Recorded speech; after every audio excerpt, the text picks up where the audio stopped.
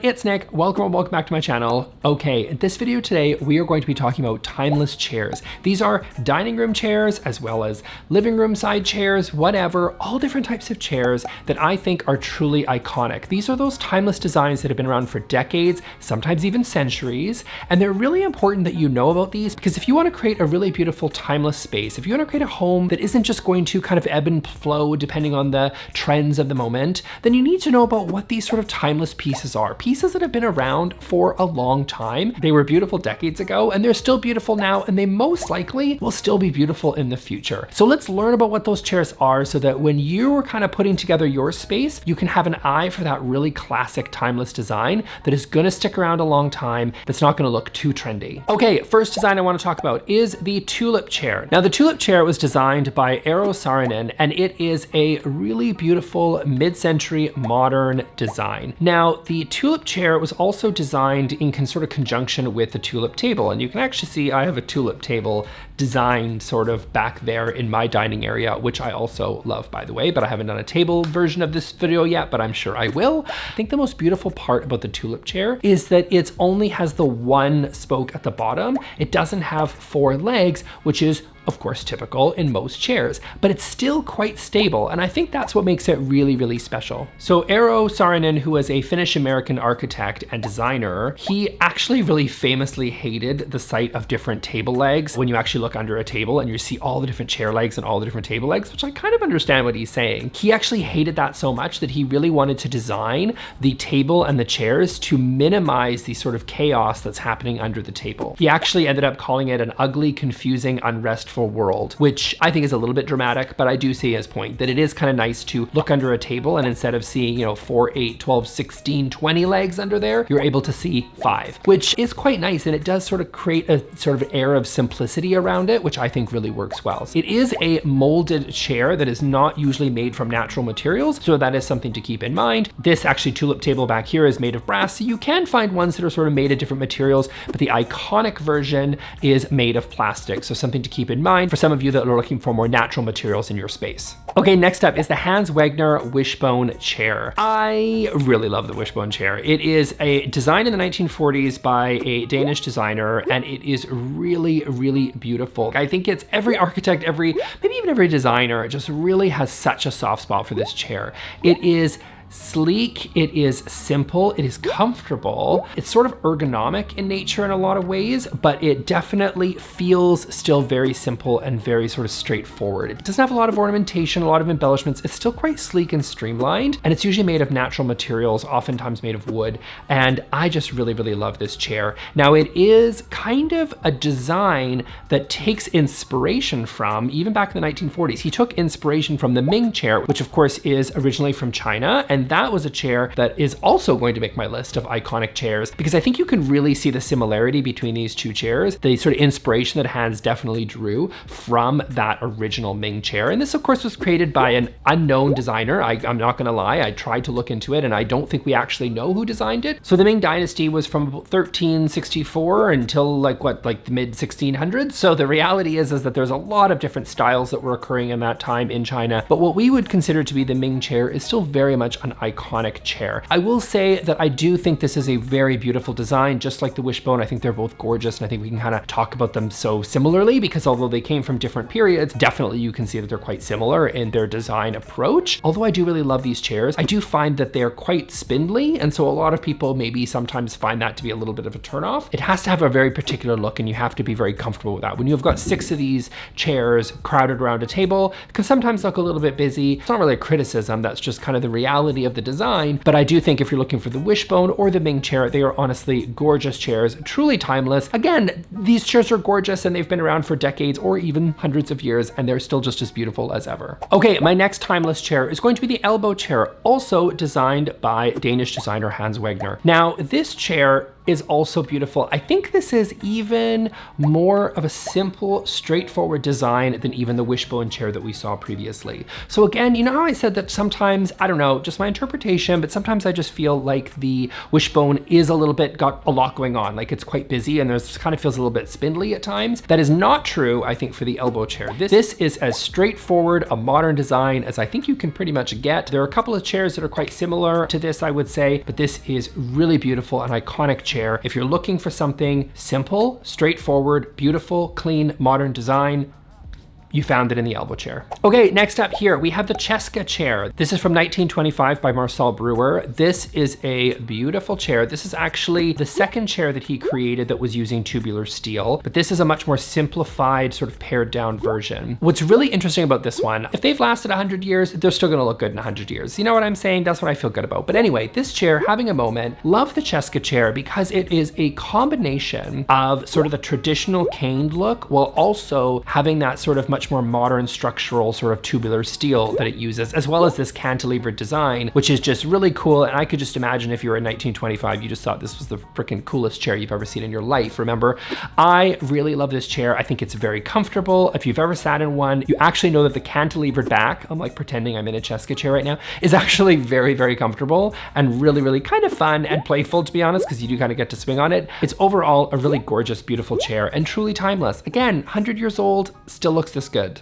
Don't we all wish we could look this good at 100? Okay, next up, we have the Barcelona Chair. Now, the Barcelona Chair is tricky because a lot of people get this wrong. Barcelona Chair is actually originally from 1929. It really came out of the Bauhaus era, but it is oftentimes associated with mid-century modern. And the reason I think is that so often people in the mid-century modern were really inspired by those pieces that were coming out of the Bauhaus movement, including the Barcelona Chair. So although sometimes people think of it as like an iconic mid-century modern piece, actually came back in 1929, which is when it was originally invented. Love the Barcelona Chair. So you've got this gorgeous metal base, and then you've got this really gorgeous leather back and seat. This chair is just iconic. I feel like everybody can put this as their side chair in this living room, and it's just like effortlessly cool. How many waiting rooms at offices or like lawyers' offices or accounting offices or something have you been in where the Barcelona Chair is like in the lobby, right? It's like the ultimate lobby chair because it's just like so cool. I think this chair looks timeless and beautiful and still looks great today. Whether you love mid-century modern or you are maybe mixing it in with a different design style, I really think the Barcelona Chair is just always a hit.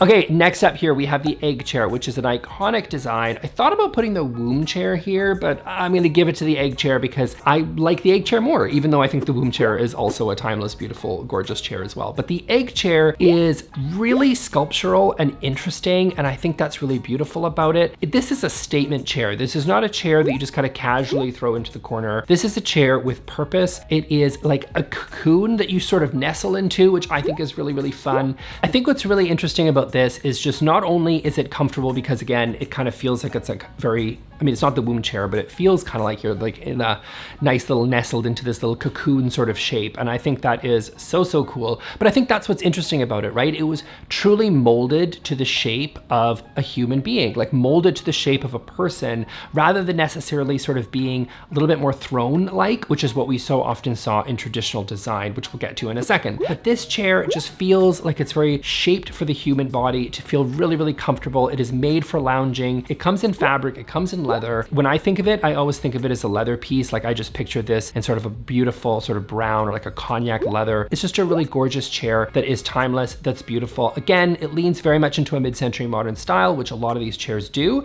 but I really just feel like this one is special because it's so interesting and so different, and you really just kind of build a room around it. Next up, we have the Takashi Chair. Now I'm going to talk about the Takashi Chair. I feel like this chair, kind of like the chairs I mentioned previously, this one is in particular having a moment. Again, we've talked about this before in previous videos, but like trends tend to come and go and things tend to ebb and flow in popularity, but that's fine because that's just trends, right? Sometimes things become a little bit more popular, but these items, like these things on this list, they're iconic. These are beautiful, timeless pieces because yes, sometimes they become a little bit more popular than other times, but they never look dated. They never look out of style. They always look good. And I think the Takashi chair is another really great example of that. It's a very straightforward chair. These are some straight lines, no curves here. These are basically a collection of beautiful sort of sharp lines creating this gorgeous, gorgeous chair. It has a cane backing to it, which is really beautiful and again, leans a little bit more traditional, but unlike the Cesca chair we talked about earlier, this embraces the wood and the natural materials, which is more my style anyway, although I do love the Cesca, that I just think really, really is in line with the trends that we're seeing in design right now here in 2022, which is so often favoring sort of natural materials, especially wood and caning and other things like that, and this sort of warm, sort of neutral trend. This is all tied in together. I do feel like the Takashi chair is a beautiful, timeless piece. It always looks good. But I do think it's particularly having a moment right now, which is why you are seeing it everywhere, and it's particularly popular right now. But that doesn't mean that it's gonna look dated in 5 or 10 years, because I still think it will look just as good then as it does today, as it did when it was created ages ago. Okay, next up, we are going to talk about the Louis XIV, XV, and XVI chair. So for those of you that say Nick doesn't ever talk about traditional, true, but here we are. We're gonna talk about traditional for a second. I'm gonna take a break from my usual Scandi mid-century modern design style that I personally just really, really love and therefore always have an affiliation for. And I'm going to talk about things that are a little bit more traditional than usual. This chair is an iconic chair. I'm sorry, but the Louis, the 14th, 15th, and 16th here, the Louis, we'll just collectively call them Louis. They're slightly different. Sometimes the legs are straight, sometimes they're a bit curved. Like, okay, there are some subtle differences between the different types of Louis chairs, but let's just talk about the Louis in general. This is a hallmark of traditional design in my experience. I think this is a timeless classic chair that has been around for hundreds of years. As you probably guessed from the names, this comes from the period of the reigns of Louis XIV, XV, and XVI, where you had sort of this throne-like chair that was very popular. The thing is with traditional design is so often it emulates, especially here in North America, of what we saw in sort of high-class aristocratic society back in sort of England and France and other places in sort of Western Europe, right? So we sort of took inspiration from definitely the kind of aristocratic sort of class from those two countries, and we sort of imported it here into North America and created something that resembled sort of a traditional design, right? If you actually think about it, your great-great-grandma's place probably looked like a really toned-down, inspired version of the set of The Crown. Do you know what I mean? Like if you actually use your imagination, it's not that far off, right? We took some of those kind of aristocratic pieces and then sort of incorporated them into our own design style, into what became traditional design. It's a bit more complicated than that, but there you go. That's kind of the quick and dirty version of it. And you can see that right away in these chairs. This is a classic, like you could just picture this in France, in Versailles, don't you? And that's like, it looks like a throne. And that inspiration for that chair became the Louis, and that is what we therefore use in this type of chair. I think though, you still see this all the time, especially in more of a traditional or even a transitional space, you know, here in 2022, if that's your design style, this type of chair where you see a lot of ornamentation, you see kind of a lot of detailing, a lot of really crafted, like beautifully crafted woodwork, usually made of solid wood, right? We're not dealing with plywood or anything like we would in mid-century design, or even like stripped down sort of simplified version and simplified shapes. We're dealing with much more ornate, sort of delicate shapes here. And that is very common in this style. And it is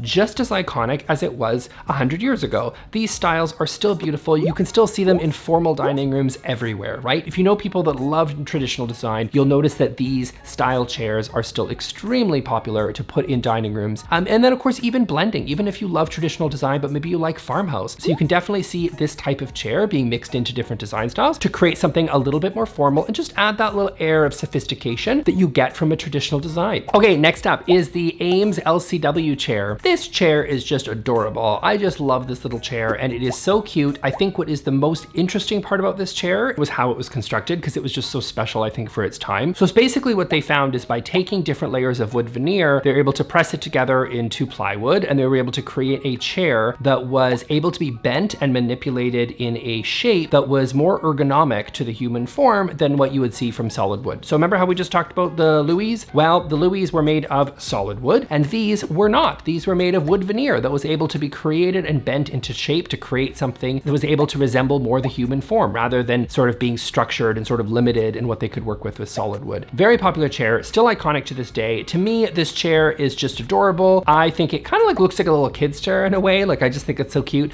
Actually surprisingly comfortable, but it's a cute little chair and I just love it. Okay, but next up we've got the Eames Lounge Chair. This similar to the LCW, but not quite. The reason is, again, we're seeing the use of veneer, of wood veneer being bent into shape to create something really unique and special. The Eames Lounge Chair is really gorgeous. It's a really beautiful, iconic piece. Again, this is like a beautiful lounge chair that you put in the corner. This is like a really gorgeous side chair to put in your living room, and it really just makes a statement. I will say this, to me, kind of like the womb chair and the egg chair, just really screams mid-century. So I do think that it's a commitment a little bit to that style if you're gonna go down this road and use this chair. And again, it ebbs and flows in trends. So in mid-century modern design is very, very popular. This chair tends to become really popular. So just keep that in mind. But I will say that it is an iconic chair. It's always beautiful. It's timeless. It always looks good. Okay, and lastly here we've got the S-shaped Panton chair, which was created in the 1960s and is a really interesting cantilever chair. So we talked about a cantilever chair earlier. This is a very comfortable chair. This is like kind of a sexy chair. I'm not gonna lie. Like the curves of this chair, just it's so interesting and unique. I will say, like, it is a statement. You put 4 of these around a dining room table, you are making a statement. This is an iconic piece of furniture. So interesting, so unique. Now, I will say that I tend to, personally,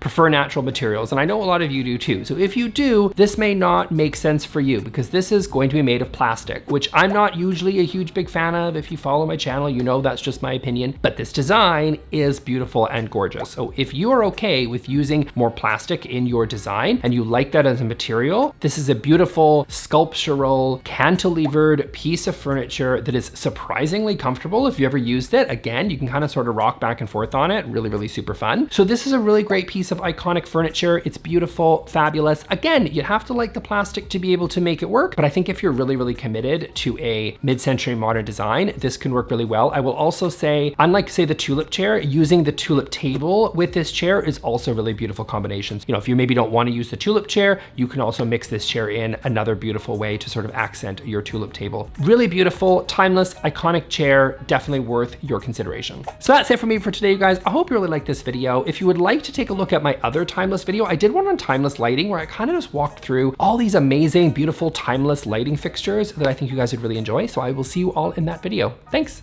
bye.